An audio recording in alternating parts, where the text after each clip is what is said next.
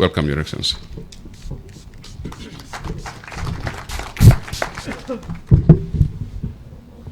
Your Excellency, the President of the Republic of Kenya, Honorable Uhuru Kenyatta,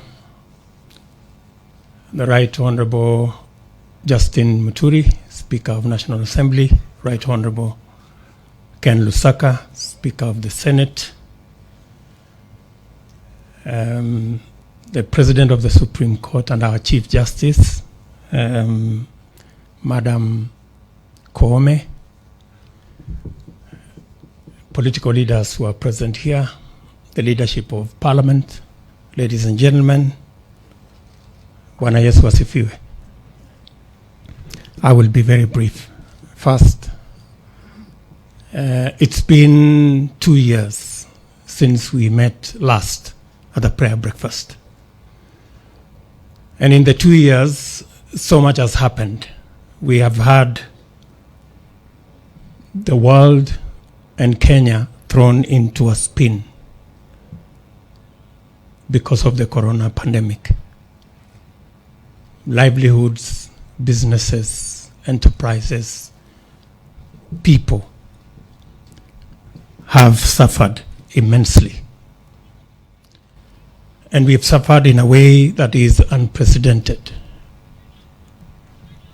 It's never been that churches have been closed, mosques have been closed, schools, and many other places.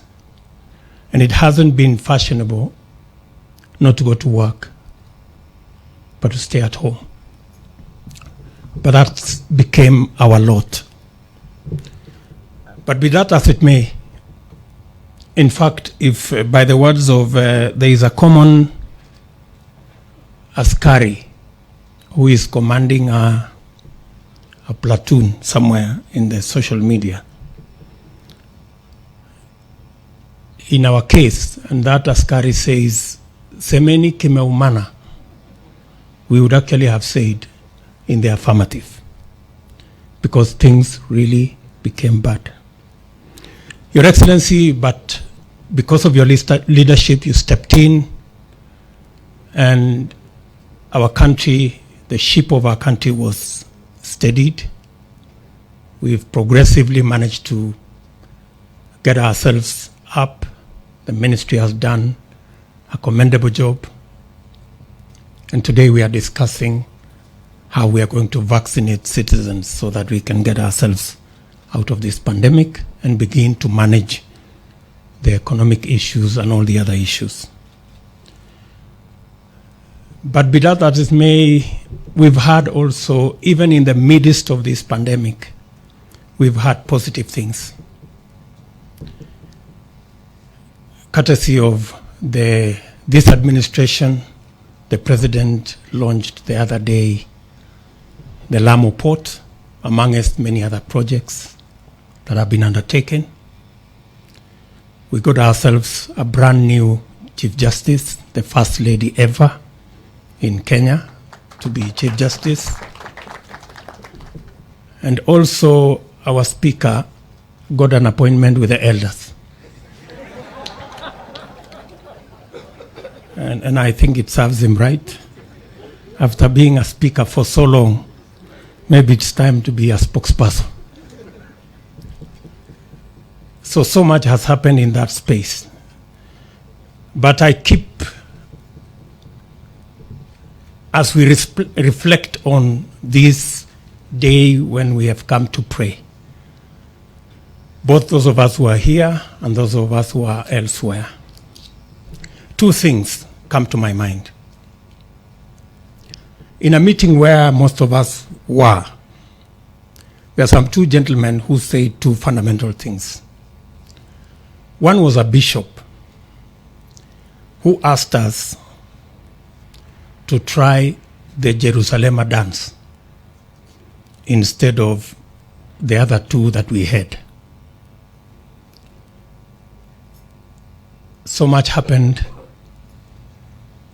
but as things stand today, the Tanga tours are not there, and the reggae has also stopped. I think we need to listen to what that bishop was telling us. We need to do something together.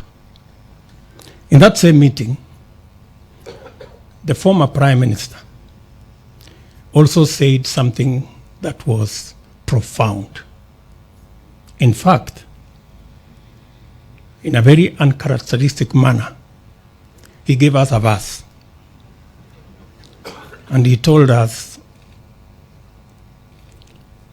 about Isaiah 1:18 that says, "Come, let us reason together." Maybe again, God is speaking to us and saying, "Come, let us reason together." Finally, last night, as I was preparing, villagers came from the village, including some of my relatives, because my daughter got a spouse. She works in foreign affairs, and so she got a foreigner to be her spouse. And so one of the gentlemen from the village was speaking to us, and he said something again, though coming from the village, that is very profound. He was telling us about this wedding in the Bible that was in Canaan. Not the Canaan that we all know in Kenya, but there was a village called Cana. And in this wedding, among the people invited was Mary, mother of Jesus, Jesus' mother, and Jesus himself, and others. And of course, in that whole thing,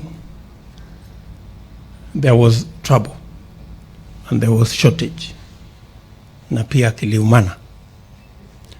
But because Jesus was there, things were sorted out.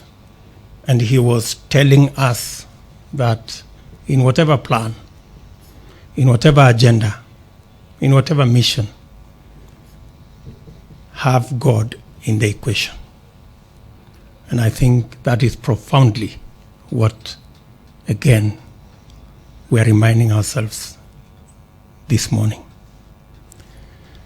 With those many remarks, it's now my duty to request our President, His Excellency Uhuru Kenyatta, to come and make his remarks. Mr. President, sir.